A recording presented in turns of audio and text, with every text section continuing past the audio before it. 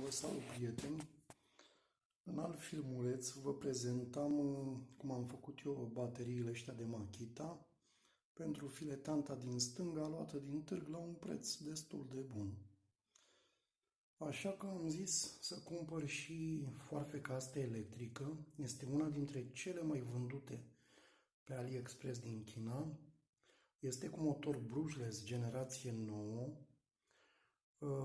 Ea inițial este concepută pentru a fi folosită cu acumulatori Makita de 19V, dar spre surprinderea mea, văd că funcționează foarte bine și cu acumulatorii de 14V.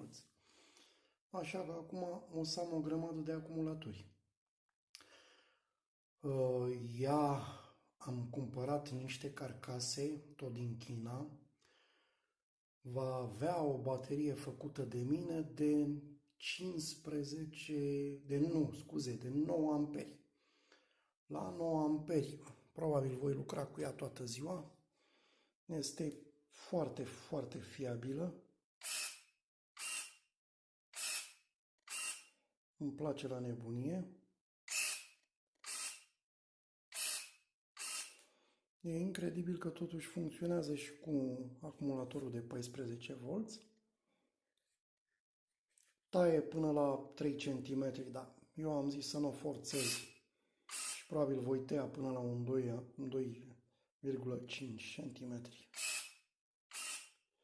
Este foarte, foarte vândută pe AliExpress. V-am spus, motor brushless, generație 9, consum redus.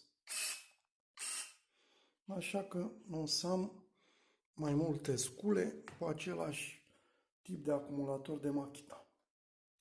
Vă mulțumesc! Nu uitați să dați și voi un like.